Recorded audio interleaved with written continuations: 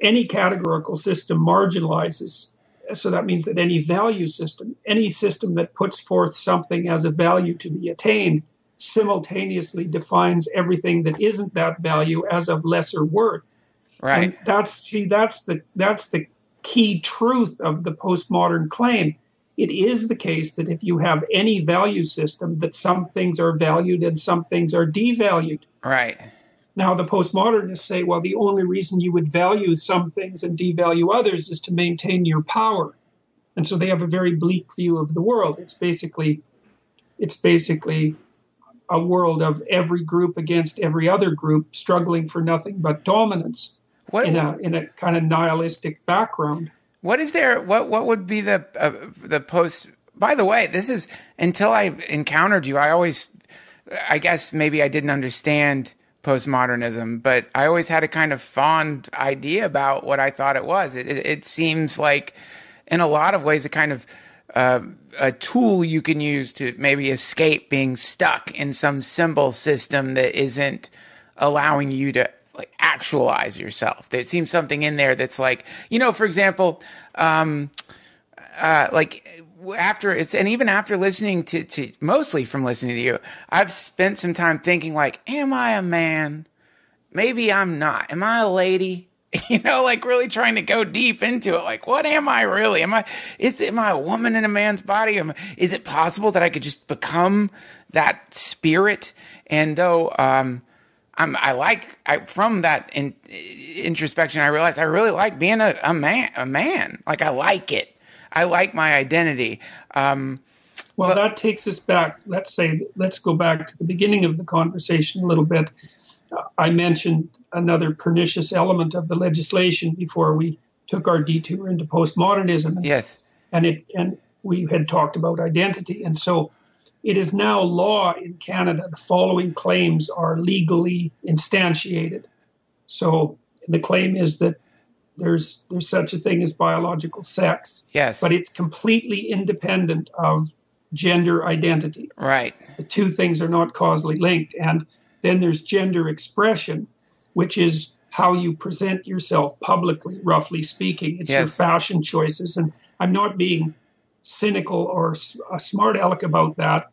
It states directly in the relevant policy documents that gender identity is how you wear your hair and do your makeup and what clothes you choose while you're doing normal day-to-day things like shopping. I mean, that's right in the policies. And so that's now protected. That mode of self-presentation is protected from criticism or from discrimination, harassment, say, which is the same as criticism. So in Canada, criticizing someone's fashion choice is now, at least in principle, a hate crime, which I think is an insane thing to have happened. And it is. Isn't this kind of?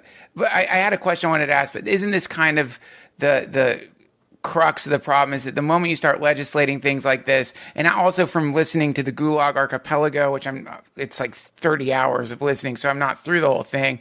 You quickly see how these laws start piling on top of themselves and create this terrible spider web that anyone can get stuck in, right? Yes, that's exactly it. Is that okay? So I'll return to that in a moment. So the other element is sexual preference, and so technically now in Canada, it's an act of harassment or discrimination to claim that those four things aren't entirely independent. Now, the problem with that is that there's two. One is that writes a social constructionist view of reality into the law. And the social constructionists, and they're on the postmodern end of things as well, believe that every element of identity is constructed by society and that none of it has a biological basis. None of it. And so one of the problems with that is that there's a tremendous amount of evidence that much of human identity has a biological basis, which is not that surprising given that we're in bodies. Yes. And that even some of the arguments that are made by, say, the LGBT activists claim things like, well, that sexual preference is fixed and determined biologically. Right. And that you can be a man born in a woman's body, which is often the justification for gender reassignment surgery. And that's also a biological argument linking biology to gender identity. It's just the reverse. So the legislation has actually invalidated those arguments, as far as I can tell.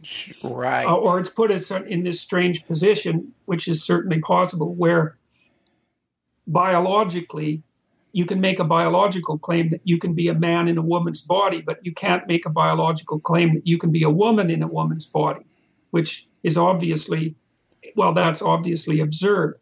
But one of the things I would say about that is that the postmodernists don't care whether or not things are absurd or whether or not they're incoherent.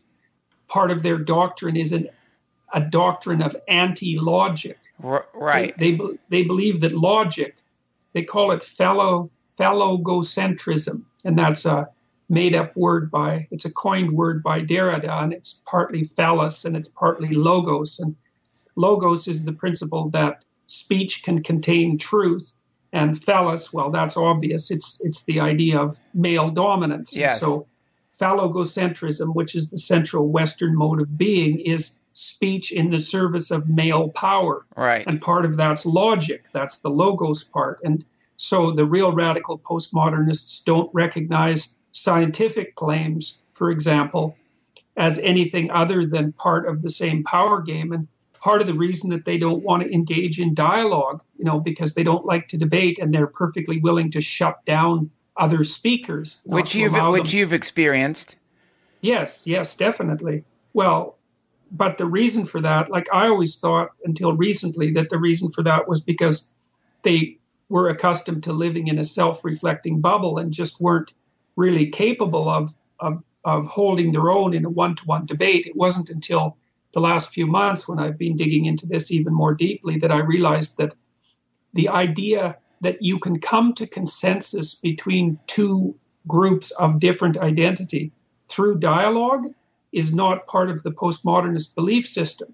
And thus there's no point in engaging in debate or dialogue with people who aren't in the same group that you're in, because it's only an illusion that you can reach a consensus of any meaningful sort through dialogue. So why bother? It's very difficult to overestimate the degree to which postmodernism is an all-out assault on, logically enough, modernism. And that's basically the Enlightenment. And, it's through the Enlightenment that we've come to, at least in part, place tremendous emphasis on respect for the individual and respect for free speech and respect for logical dialogue and science and all those. The postmodernists are mounting a full frontal attack on every single element of that, including even the idea of categorization itself.